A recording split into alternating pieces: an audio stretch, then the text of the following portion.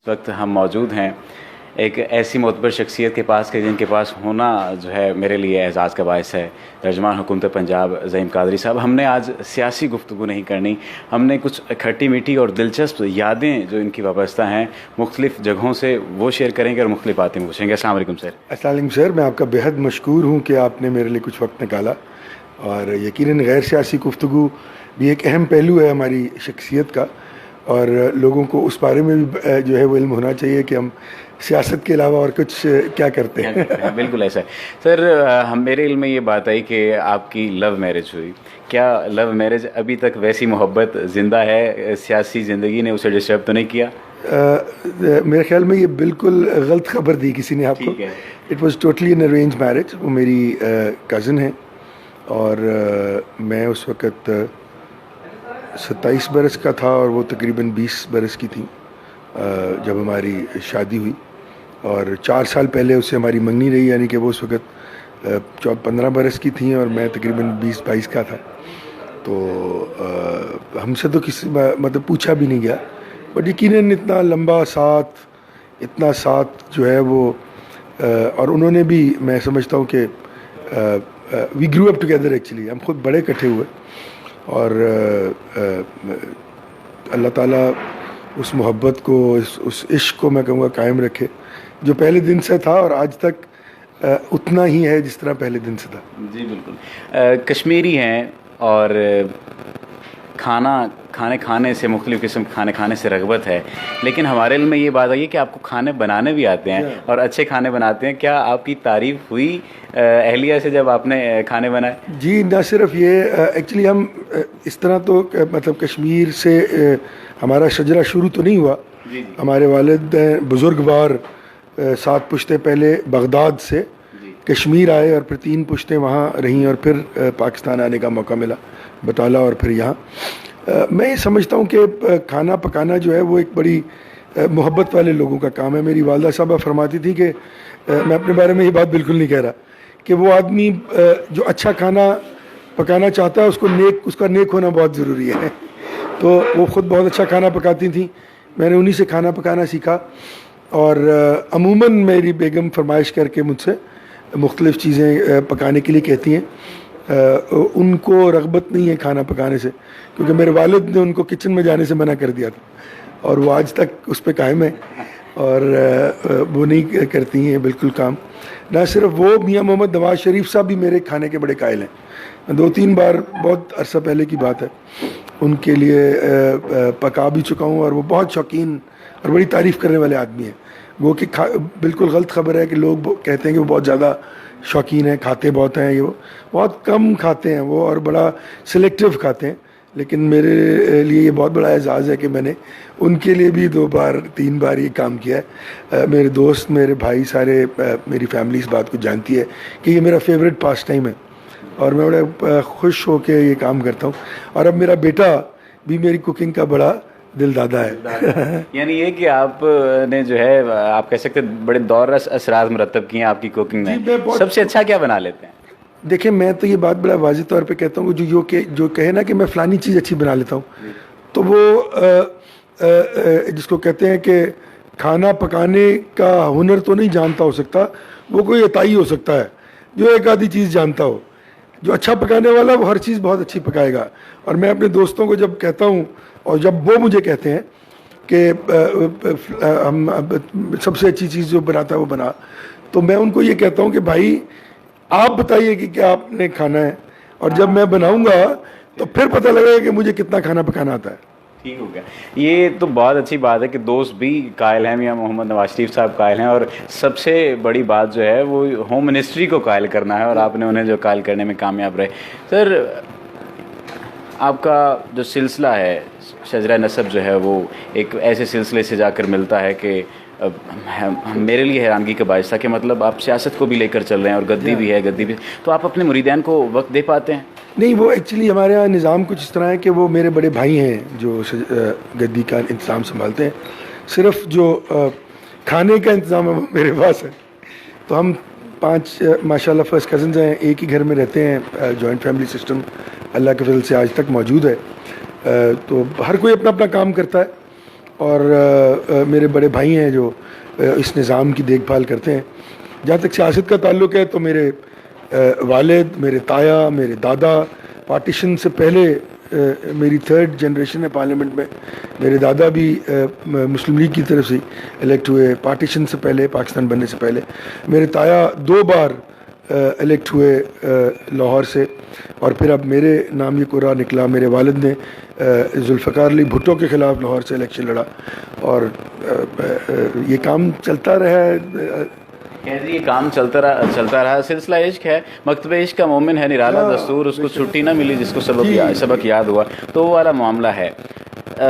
वक्त जो है कैसे निकालते हैं, कैसे मैनेज करते हैं सियासत को लेकर और फिर घर के मामलात, और आपने तमाम मिनिस्ट्रीज़ को राज़ी रखा हुआ है, ये किस तरह से मैनेज कर लेते हैं? बहुत ज़्यादा मेहनत तलब काम है जी। मतलब आप इमेजिन कीजिए कि 3 बजे तक मैं सो पाता हूँ, अमूमन फजर पढ़ के सोता हूँ, क्योंकि रात को आप 1 बजे या 2 बजे भी घर जाएं तो आपने तमाम कॉलम्स, तमाम वो इम्पोर्टेंट खबरें पढ़नी होती हैं जिन पे आपने रिएक्शन देना होता है। सुबह मोहम्मद शहबाज शरीफ साहब, आपको पता है कि अपना काम 7, साढ़े 7, 8 बजे शुरू करते हैं, और जब वो शुरू होता है तो ऑब्वियसली मैं तो अमूमन वहाँ नहीं होता ज़्यादातर, लेकिन बहुत सारी दफ़ा ये होता है कि आप 8 बजे भी मीटिंग होती है, 7 बजे भी मीटिंग होती है। स्पोर्ट्समैन हूँ, फर्स्ट क्लास क्रिकेट खेल चुका हूँ। स्पोर्ट्स का बहुत वो ज़रूरी है। खाने का शौक़ है तो खा नहीं पाता क्योंकि एक्सरसाइज नहीं कर रहा होता, तो ये एक बहुत बड़ा प्रॉब्लम है मेरे लिए। मुझे अपने लिए वक्त नहीं मिल पाता एक्सरसाइज के लिए, जिससे मेरी सेहत के मामलात भी कुछ गड़बड़ हुए। लेकिन मैं अब कोशिश करता हूँ कि मैं स्विमिंग कर लूँ या एक्सरसाइज कर लूँ ताकि अपने आप को थोड़ा सा ठीक रखूँ।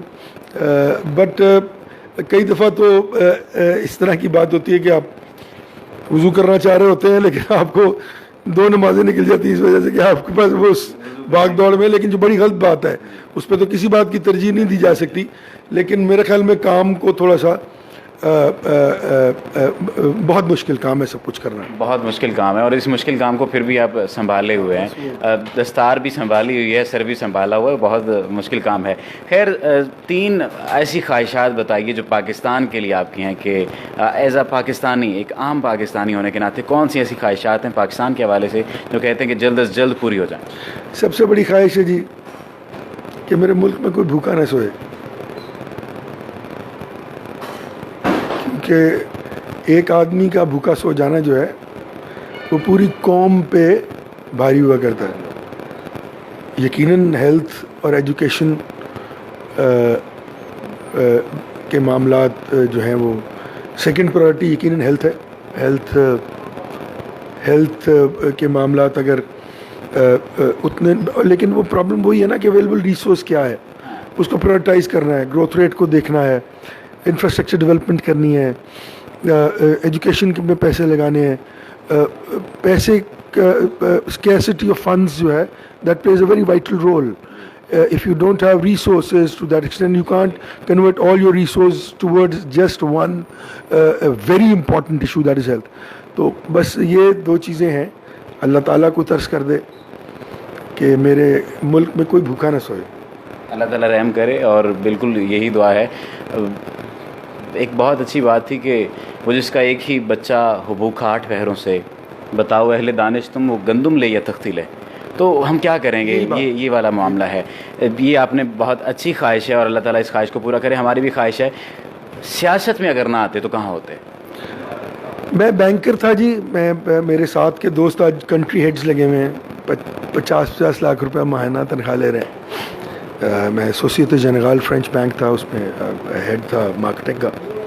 बट वो मियां मोहम्मद नवाज शरीफ साहब ने मुझे 99 के आखिरी 7 माह में बुलाया और कहा कि वालिद साहब, क्योंकि वो ज़रा सख्तगीर आदमी थे, तो प्रेसिडेंट पंजाब थे, अपनी पॉलिटिक्स थी उनकी, तो तुम मियां नवाज शरीफ साहब एक बड़ा ताल्लुक़ था मोहब्बत का। हम एक ही क्लब में, मैं मियां मोहम्मद नवाज शरीफ और इमरान खान साहब क्रिकेट खेला करते थे।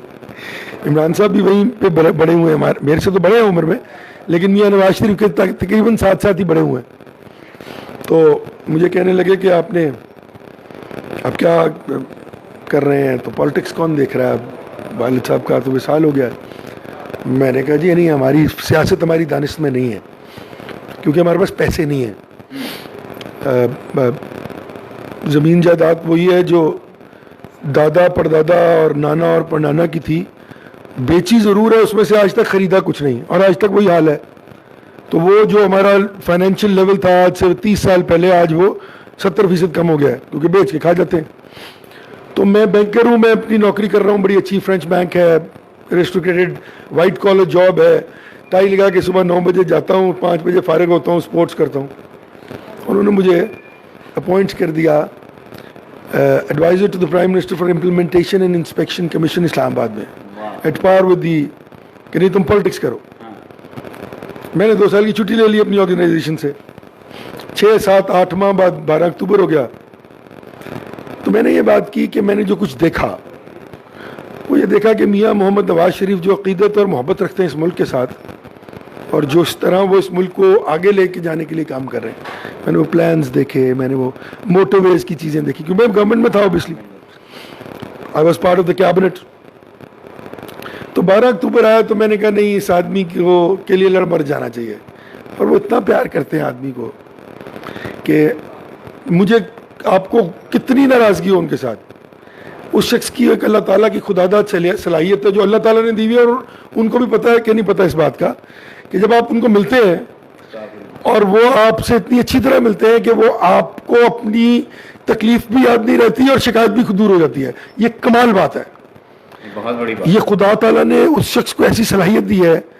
कई दफ़ा हुआ है कि मैं बहुत बातों से एजिटेट होता हूँ, बहुत निगलेक्ट किया जाता हूँ, बार बार बड़ा रिएक्शन करने को दिल करता है, लेकिन जब मैं उसके सामने जाता हूँ, मियाँ मोहम्मद नवाज शरीफ साहब के सामने जाता हूँ, तो वो मुझे जब यूँ हाथ खोल के बुलाते हैं पास, हाँ जी की हाल है जी करते हैं, तो मैं कहता हूँ यार मैं इस शख्स को क्या कहूँ, ये तो खूबसूरत आदमी है, वो इतना खूबसूरत आदमी है अंदर से कि आप सोच नहीं सकते। मैं आपको सीरियसली बता रहा हूँ, लोग मुखालिफ होंगे, गलतियां भी होंगी, वो फरिश्ते नहीं हैं, मेरे साथ भी कर जाते होंगे, मेरा भी दिल आज़ारी हो जाती होगी बहुत सी बातों से, और नाराज़गी भी हो जाती है मेरी कि जी मुझे फलानी जगह पे आपने निगलेक्ट कर दिया, कई बार निगलेक्ट किया गया, जितनी मैंने कुर्बानी दी कई हज़ार लोगों ने दी, और वो आज से मुझसे कई करोड़ मीलों दूर है, आगे हैं, फेडरल मिनिस्टर्स हैं और पता नहीं कहाँ कहाँ हैं, लेकिन मैं उनके सामने जब आप जाएँ तो आप उनसे शिकायत नहीं कर सकते, उसको खुदा ताला ने कोई अजीब सलाहियत दी है। आप इस सलाहियत के कायल हैं। मेरा जो अगला क्वेश्चन था वो ये था कि सियासी गुरु किसे तस्लीम करते हैं, तो मुझे लग रहा है कि सियासी गुरु भी आप जो है, हाँ देखिए बात यह है, नहीं उसमें प्रॉब्लम है, छोटे काम की बात मैं बताऊँ आपको। मेरे वालिद ये मुझे कहा करते थे कि सियासत जो है ना वो इबादत है, और इबादत में सबसे बड़ी बात यह है कि आप की लॉयल्टीज़ क्या हैं, और लॉयल्टीज़ बनती नहीं है, क्रिएट की जाती हैं। आप कन्विंस होते हैं पहले सबसे कि ये आदमी इस मुल्क, ये मेरे वालिद से मुझे समझाया, इस मुल्क और इस कौम के लिए बेहतरीन है। मैं आपका थोड़ा सा वक्त ज़ाया कर रहा हूँ मेरे ख्याल में, नहीं बिल्कुल भी नहीं, इस मुल्क और कौम के लिए बेहतरीन है। ये मैं पॉलिटिकल वर्कर के लिए एक ऐसे आदमी की बात कर रहा हूँ जो पाकिस्तान मूवमेंट का गोल्ड मेडलिस्ट था। तहरीक पाकिस्तान के 3 गोल्ड मेडल है मेरे घर में, बहुत बड़ी बात है, मेरे वालिद का, मेरे ताया का और मेरे दादा का। और मेरे नाना भी डिजर्व करते थे क्योंकि वो जलंधर के मेयर थे और वो छोड़ छाड़ के सब कुछ आ गए थे पाकिस्तान, हज़ारों कनाल ज़मीन छोड़ के आ गए थे और 10% भी अपना हिस्सा नहीं लिया था यहाँ से कि मैं पाकिस्तान। और मेरी नानी को मैंने खुद सुना कहते हुए कि तमाम रिश्तेदार रुक गए जायदाद की वजह से वहाँ। उन्होंने कहा कि मेरा कोई रिश्तेदार नहीं है, मेरा रिश्तेदार सिर्फ कायद आज़म रहमतुल्लाह अलैह है, मैं उसके साथ जा रही हूँ। बहुत बड़ी बात है, बहुत बड़ी बात है। और मैं ये समझता हूँ 40,000 कनाल ज़मीन ज़रई और 28,000 कनाल ज़मीन शहरी की वो अकेली खातून मालिक थी, उनका कोई भाई नहीं था। और वो ये कह के उस खातून ने कहा कि मेरा कोई रिश्तेदार नहीं है, यानी कि कजन्स ये वो सब रुक रहे थे वहाँ कि हमारी ज़मीन जायदाद इतनी हम, उन्होंने कहा कि मेरा कोई रिश्तेदार नहीं है, मेरा सिर्फ एक रिश्तेदार है और वो कायद आज़म रहमतुल्लाह अलैह है। और वो अपने बच्चों को, 2 बेटियों को लेके तो पाकिस्तान तशरीफ़ लाए। जिन शख्सियात का ये सियासी बैकग्राउंड, और मैं ये समझता हूँ, मेरा जो सवाल था वो मैं जो सोच के लिख के लाया वो ये था सर कि आप हर सवाल का जवाब देते हैं, और मुझे नहीं समझ लगती कि कोई भी सवाल ऐसा नहीं होता जिनका आप जवाब ना दे पाएँ, जिस सवाल के सामने आप ज़िच हो जाएं। इसकी क्या वजह है, कोई क्या कुलिया है जो इख्तियार कर लेते हैं? एक तो पढ़ना बहुत पड़ता है जी, और अब ये कोई 36 के करीब वजारतें हैं पंजाब में, मेरा ये रूटीन है कि मैं प्रोग्राम में जाने से पहले इशू ज़रूर पूछ लेता हूँ।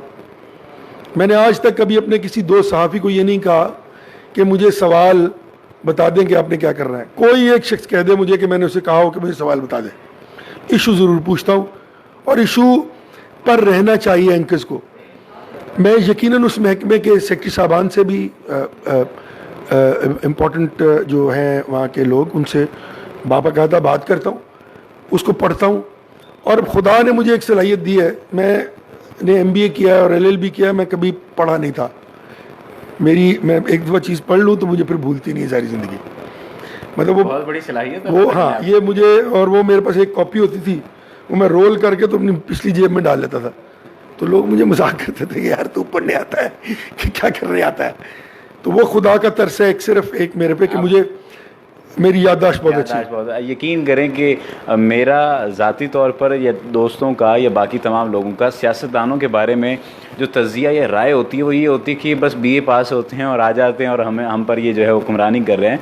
लेकिन आज ज़हीम कादरी साहब से मिलकर ये जो तासुर है बिल्कुल गलत साबित हुआ है कि MBA किया हुआ है, LLB किया हुआ है, और आप देख सकते हैं कि 36 वजारतों के जो सारे मामलात होते हैं, इशूज़ होते हैं, उनको देखना, उनको पढ़ना और उनको समझना, ये बहुत बड़ी और अहम बात है।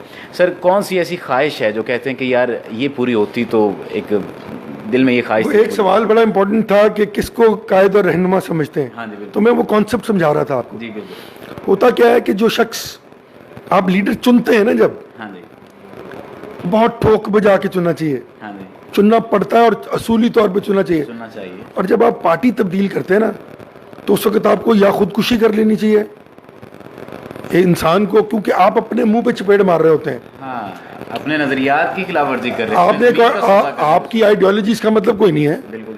आप सियासत कर रहे हैं सिर्फ इक़्तिदार के लिए और ताकत के लिए। लेकिन अब जब देखे ना, मियां नवाज शरीफ को जब जिला वतन किया गया तो 7 लोग रह गए थे मोहतरमा कुलसूम नवाज के साथ निकले पहली बार। हमने कहा कि नहीं, हम नहीं छोड़ेंगे। लोगों ने कहा तुम पागल हो, लोग हमारा मजाक उड़ाते थे। वही लोग आज हमारी पार्टी में बड़े इंपॉर्टेंट ओहदों पर भी हैं। तो कोई एक साहब ने मुझे एक दिन कहा, मैं नाम नहीं लूंगा उनका, आज वो बड़े इंपॉर्टेंट आदमी है, हो जाएगा, उनको इल्म हो जाएगा। उन्होंने कहा कि नून का तो नुक्ता ही रह गया है और तुम वो नुक्ता हो। मैंने कहा मेरे लिए बहुत फख्र की बात, बड़ी बात है। क्योंकि देखिए, मैंने जिसको लीडर माना है ना, मेरे वालिद फरमाया करते हैं कि लीडर बाप और पार्टी माँ हुआ करती है। माँ बाप से बहस तो हो सकती है, लड़ाई भी हो सकती है, छोड़ा नहीं जा सकता। अगर आप छोड़ दें तो फिर आप जंगल में निकल जाएं या घर बैठ जाएं। अगर मैं नून छोड़ूंगा तो मैं घर पे बैठ जाऊंगा, मैं पॉलिटिक्स नहीं करूंगा कहीं जिंदगी में, क्योंकि मैं ये समझता हूं कि मैं कैटेगोरिकली कि ये बेगैरती का लफ्ज़ तो ज़रा बड़ा है। मैं एक जाहिल आदमी हूं, मैं असेस नहीं कर पाया कि मियां मोहम्मद नवाज शरीफ कितना कैपेबल आदमी है, और मैंने गलत फैसला किया और गलत लीडर चुना अपनी रहनुमाई के लिए जो मुझे और इस मुल्क को आगे लेके जा सकता हो। तो इसका मतलब है कि मैं खुद नाकाम आदमी हूं। हाँ। और मैं अगर नाकाम आदमी हूं तो मुझे सियासत नहीं करनी चाहिए। इसी तरह मोहम्मद शहबाज शरीफ साहब हैं, मैं ये समझता हूं, मैंने बहुत नज़दीक 8 साल से तो उनके साथ बैठ रहा हूं। मोहब्बत, इश्क, काम का करना, उसकी डिलीवरेंस सारी दुनिया जानती है। लेकिन वो शख्स, उसका पैशन है खिदमत कर रहा है। 22 घंटे नहीं जाग सकता आदमी। मेरे 100 इख्तलाफत हो सकते हैं उनसे, हो भी सकते कि हो जाए। अगर इख्तलाफ हो जाएगा तो मैं किसी और जमात में नहीं जाऊंगा, मेरा राइट नहीं है। लोगों को चाहिए मेरे कपड़े फाड़ दें अगर मैं किसी और जमात में जाके कहूँगा जी देखे अब ये चोर है, यूं है, इनको गालियां देनी शुरू कर दूं। मुझे फिर घर बैठ जाना चाहिए कि भाई मैंने गलत फैसला किया था, तो I would just stay away from politics. मैं घर चला जाऊंगा और सियासत नहीं करूंगा। ये है कॉन्सेप्ट सियासत का। और अगर ये आ जाए तो इस मुल्क की सियासत की 90% इल्लतें और आलाइशें दुरुस्त हो जाएं। मैंने इमरान खान साहब को ये कहा था, मैं तुम समझते हो ना कि ये तुम जिनको इलेक्टेबल्स कहते हो यही कर सकते हैं सब कुछ, ये मत करो। ये बड़ी पुरानी बात है, ताल्लुक बहुत पुराना है भाइयों वाला, लेकिन ये 2008 से भी पहले का, जब इन्होंने हमारे साथ थे, ARD में भी थे। मैंने कहा जो लोग तुम्हारे साथ है ना, इन पे कैपिटलाइज करो, इन पे रहो और नए लोगों को आगे लेके आओ। वही उन्होंने भी वही किया, हमारी पार्टी में भी यही हुआ। हमारे पास तो रास्ता नहीं था, क्योंकि 7-10 आदमी तो हुकूमत नहीं बना सकते। वोट तो नवाज शरीफ को मिल जाना था, लेकिन लोग तो चाहिए आपको। और ये आर्गूमेंट नवाज शरीफ साहब ने जब दिया तो हमने कहा कि बिल्कुल ठीक कह रहे हैं आप, लेकिन जो गलती हुई वो ये की कि उन लोगों के आगे लाके नहीं बिठाना चाहिए कभी, जिन्होंने कुर्बानियां दी हो, 10-10 दफा जेल काटी हो, हथकड़ियां और बेड़ियां पहनी हो। लेकिन बाज़ दफ़ा क्या आपको लगता नहीं है कि मफादात की जंग में ऐसा भी हो जाता है कि उनको लाना पड़ता है, इसे मफादात की जंग कहेंगे या क्या? ये नहीं करना चाहिए, ये नहीं करना चाहिए। लेकिन ऐसा हो गया, कौन सी कमी है ज़िंदगी में जो महसूस करते हैं कि यार ये कमी रह गई है, कोई ख्वाहिश ऐसी? खुदा ताला की ज़ात अक़दस है, मैं बहुत गुनाहगार आदमी हूँ, लेकिन एक बात मैं आपको बताऊं कि मुझे खुदा ताला ने कोई कमी नहीं दी। मैं उसका ऑब्वियसली ख्वाहिशात बहुत करोड़ों होती हैं, इंसान जब तक जिंदा रहता है ख्वाहिश। उसी ख्वाहिश का जो है वो पूछना चाह रहा हूँ, कौन सी ऐसी ख्वाहिश जो कभी कभार ज़हन में आती है कि यार ये जो है ये पूरी होनी चाहिए और जल्द से जल्द पूरी होनी चाहिए? मेरे एक बुज़ुर्ग चचा जो मेरे उनका मज़ार इधर घर पे है, वो 38 बरस कमरे में रहे और उन्होंने अपनी तमाम जायदाद बेच के लोगों को खाना खिला दिया। जाते हुए मुझे हुक्म फरमा गया कि अब ये काम तुम करो, तो पिछले 5 बरस से मैं कर रहा हूँ। मैं चाहता हूँ कि वो जो सिस्टम चल रहा है वहाँ, वो एक छोटा सा दाल पकती है, रोटी पकती है, 500-700 लोग जो पहले आ जाएं वो, क्योंकि इतना हम अफोर्ड नहीं कर सकते जितना कर सकते हैं। एक तो ये बड़ी दिल में है कि खुदा ताला तरस फरमा दे और मुझे अपना हरकारा या काम करने वाला या वो तौफीक अता फरमा दे कि मैं अल्लाह का कोई ऐसा ये काम जो है इसको इतना बढ़ा दूं कि कोई भी शख्स जो है वो भूखा ना जाए वहाँ से। मुझे खुदा ताला ने, आई डोंट नो, मेरा भी बड़ा कुछ दिल करता है कि मैं, लेकिन मैं आपको अपनी इस वक्त की वाज़े तौर पे कैफियत बताऊं। लोग कहते हैं कि ड्रामा कर रहा है, पता नहीं क्या, ये फ्रॉड कर रहा है। मैंने इतना कुछ देख लिया ज़िंदगी में कि खुदा का बड़ा तरस है मेरे पे। खुदा ने बहुत करम किया। मैं हर नमाज के साथ जब भी पढ़ता हूँ, पूरी नहीं पढ़ता माजरत के साथ, मैं इतना दीनदार आदमी नहीं हूँ, तो सुकून कल्ब की ज़रूर दुआ करता हूँ अल्लाह ताला से।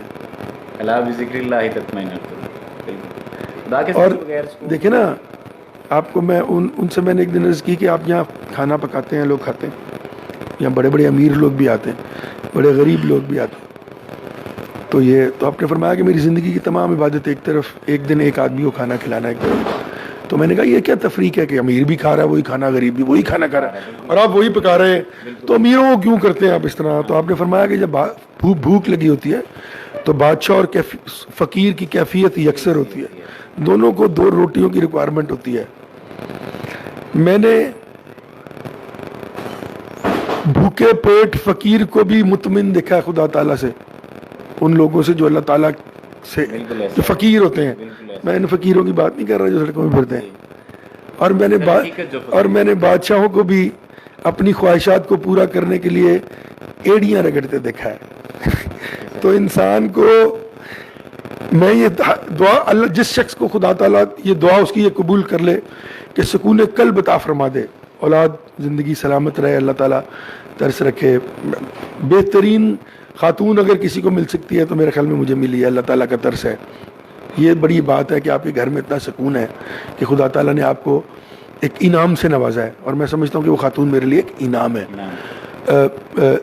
तो she is my best friend, she is, हम हर बात करते हैं, मतलब ऐसी बातें भी करते हैं जो आपस में लोग कहेंगे कि ये क्या, हम मतलब हम बच्चे थे बड़े हुए इकट्ठे तो हमारा कोई, तो मैं ये कहता हूँ खुदा ताला सुकून कल्ब अता फरमा दे। ये बहुत अच्छी, और मैं समझता हूँ कि इससे बड़ी ख्वाहिश तो कोई और है ही नहीं, सुकून कल्ब मिल जाए। मैंने किया ना आपको कि मैंने बादशाहों को अपनी ख्वाहिशात के लिए, यानी कि बादशाह जिसके पास दौलत के अंबार हैं, वजीर आज़म छोड़कर वो अमेरिका का बादशाह है और वो पता नहीं क्या है, और उसके पास दौलत है, औलाद की सब कुछ है, लेकिन वो भी ख्वाहिशों के मीन्स मैं ये नहीं कह रहा कि मुझे ख्वाहिशें नहीं है, मैं इंसान हूँ, बड़ी हैं, लेकिन कैफियत जो है ना, वो सुकून कल्ब की कैफियत जो अल्लाह ताला जिसको अता कर दे, उसके मज़े ही और है ज़िंदगी में। असल ख्वाहिश ये है कि सुकून कल मिले। प्रोग्राम हमारा जो है, हमारे पास तो सर बहुत वक्त है, लेकिन हमें चूँकि आपके स्केजूल का इल्म है, बहुत मुश्किल क्या वक्त है। आखिरी जो बात या आखिरी सवाल आपसे ये जानना चाहूँगा कि पाकिस्तान की आवाम के लिए, पाकिस्तान के नौजवान के लिए क्या पैगाम देना चाहेंगे और उनसे क्या तवक्कुआत रखते हैं? देखिए, वो बहुत बड़े एक सदर थे अमेरिका के जॉन एफ कैनेडी। उन्होंने एक वक्त जुमला कहा था कि ask not what this country has done for you, just ask what you done for this country. हम तमाम लोग हर वक्त ये उम्मीद करते हैं, देखिए मैं नेशनल कौम माजरत के साथ हम में बड़ी ख़राबी है। अगर जिन मुआशरों ने बहुत ज़्यादा तामीर और तरक्की का सफ़र तय किया है, वहाँ पे मुआशरे बहुत, अब चले जाएँ डेनमार्क, नॉर्वे में जाता हूँ, डेनमार्क बहुत जाता हूँ, 18 साल से तकरीबन हर साल जा रहा हूँ, बड़ा पसंद है मुझे वो जगह। मैं छुट्टी के लिए वहाँ हफ्ते डेढ़ के लिए जाता हूँ गर्मियों में। हमें अपनी ज़ात, वो भी अपनी ज़ात के बड़ा ख्याल रखते हैं, उनको भी हर तरह के शौक़ हैं, लेकिन वो इंसानियत का पहलू जो है वो उसको जो है वो तहबाला नहीं करते, फलांगते नहीं हैं। मैं समझता हूँ कि हमारे में बड़े कसूर हैं।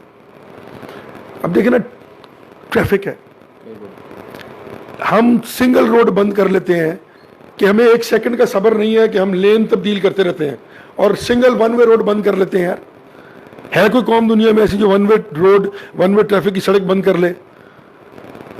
यानी कि एक गाड़ी गई है, हमने उस गाड़ी का इंतजार नहीं करना कि वो अपनी लेन में आगे आ जाए, हमने ऐसे यूं निकल जाना कि ये जल्दी, ये क्या है? तो खुदा ताला इन्ना अतैना कल कौसर फसल्लि लिरब्बिका वन्हारिन शानिअका हुवल अब्तर वल अस्र इन्नल इंसाना लफी खुस्र इल्ला लज़ीना आमनु व अमिलुस सालिहात व तवस्सौ बिल हक़्क़ि व तवस्सौ बिस सब्र। अल्लाह ताला से दुआ करें कि इस कौम को सब्र अता कर दे। आज देखें ना, नवाज शरीफ, मैं कहता हूँ 100 जगह पे हम गलत होंगे सर। आज इस मुल्क में 18,000 मेगावाट के बिजली के मंसूबे लगने जा रहे हैं। इन्वेस्टर आ रहा है $44 बिलियन लेके। सबसे बड़ा economic indicator, macro economic indicator political stability होती है, ठीक है जी। आप तबाही कर रहे हैं, आप कह रहे हैं नहीं मुझे सब्र नहीं है, मुझे आज इक़्तिदार दे दो। भाई तुम हर इलेक्शन तो हार जाते हो, ऐसे थोड़ी होता है, इस तरह थोड़ी होता है। और अगर तुम्हें ये यकीन है कि पूरी कौम तुम्हारे साथ है, अब देखिए ना धांधली, मुझे ये बता दें कि धांधली केपीके में क्यों नहीं करवा सके हम? हाँ, वहां पे आरओज जो थे वो भी चीफ जस्टिस ने लगाए थे ना। बिल्कुल बिल्कुल ऐसा, ठीक है जी। ये परसों पेशावर की सीट हार गए, हुकूमत भी इनकी थी। क्या हुआ इनकी अपनी सीट से साहिवाल में? लाहौर में 275 में से 260 सीटें हमने जीती हैं, 15 इन्होंने जीती हैं। यार क्या है ये? सब्र तहम्मुल जो है वो होना चाहिए। असल चीज़ तो ये है कि सब्र का देखिए ना, आप कोर्ट में गए हुए हैं पनामा लीक्स पर, जरूर होना चाहिए हर एक एहतसाब। और अगर वज़ीर आज़म पाकिस्तान मुर्ज़ इल्ज़ाम है, अगर वो मुजरिम साबित हो जाते हैं तो मैं भी सपोर्ट नहीं कर सकता, उनकी कोई भी नहीं करेगा, कोई तरीकाकार है। तो भाईजान आप खुद ही जो है मुद्दई, खुद ही वकील, खुद ही गवाह, खुद ही मुंसिफ, ये कौन सा कानून है यार? तो अब तुम कोर्ट में हो, कोर्ट खिलाफ फैसला कर देगा अगर, तो ये आप इमेजिन करें नहीं मानेंगे। हाँ, तो फिर माननी किसकी है? ये देखिए ना, ये तो तरीकाकार नहीं है। तो जो लोग इनके साथ हैं उनको छोड़ देना चाहिए, क्योंकि शख्स में सब्र तहम्मुल नहीं है। सर हमारा जो असल पॉलिटिक्स पे आ गए, फिर आ गए जो चीज़ थी, असल आपने जो बात की वो बिल्कुल आपने ठीक बात की। जनरल जो है कैरेक्टर ऑफ द नेशन, उस पर बात करना चाहता हूँ। और इसमें पूरी पाकिस्तान की तमाम सियासी जमातें बराबर की शरीक हैं कि उन्होंने इस मुल्क के मुआशरती ढांचे को रिफर्बिश करने के लिए, मुस्तनद और मुस्तहकम करने के लिए कभी किरदार अदा नहीं किया। किसी सियासी जमात ने आज तक ये नहीं कहा कि आओ पूरे पाकिस्तान में मिलकर बिला तफरीक तमाम लोग अपने अपने घर का कूड़ा साफ करके कूड़े दान में डालें। किसी एक आदमी ने भी कहा है? 3 दफ़ा वज़ीर आज़म बने हमारी जमात से, कभी नून लीग ने कहा है? तो किसी ने नहीं कहा, तो मैं तो नून लीग को भी गलत कह रहा हूँ, उन्होंने नहीं कहा। हमने इस मुआशरे की अपलिफ्ट के लिए कुछ नहीं किया। ऐसा है, मैं तो मुआशरती इक़्तिदार की बात कर रहा हूं कि उनको दुरुस्त होना चाहिए। असल जो चीज़ है कि वो माशरती इक़दार हैं, उनको दुरुस्त होना चाहिए। वासिफ़ अली वासिफ़ साहब ने फरमाया था, देख ज़रा रंगे चमन कायद आज़म, बेरंग हुए सरो समन कायद आज़म, बख्शा था जिसे तूने उजालों का लिबादा, उस कौम ने उड़ा है कफन कायद आज़म। और अहमद नदीम कासमी साहब की ये दुआ कि खुदा करे मेरी अर्ज़ पाक पर उतरे वो फसल गुल जिसे अंदेशा ज़वाल न हो, खुदा करे मेरे एक भी हम वतन के लिए हयात जुर्म न हो, ज़िंदगी वबाल ना हो। आज आपने गुफ्तगू सुनी, जाना कि क्या क्या ख़ासियतें हैं, क्या क्या खसूसियात हैं और किन किन खसूसियात के हामिल अफराद हमारी हुकूमत को चला रहे हैं और जो तर्जुमान हैं हमारी हुकूमतों के। और मैं ये समझता हूँ कि अगर ऐसे अफराद हमारी हुकूमत में मौजूद हैं, इन लोगों की वजह से ये हुकूमत चल रही है, वरना तो जो इशूज़ हैं, जो मसाइल हैं, वो आप लोगों के भी सामने हैं। और जो ख्वाहिश ज़ाहिर की वो ये ख्वाहिश ज़ाहिर की कि हम में सब्र आ जाए, बहसीयत कौम जो है वो हमें सब्र आ जाना चाहिए। जब हम सब्र करने वाले हो जाएंगे तो हम कामयाब हो सकते हैं। कैमरा मैन मोहम्मद आसिफ के साथ सफदर अली को दीजिए इजाज़त और देखते रहिए उर्दू पॉइंट।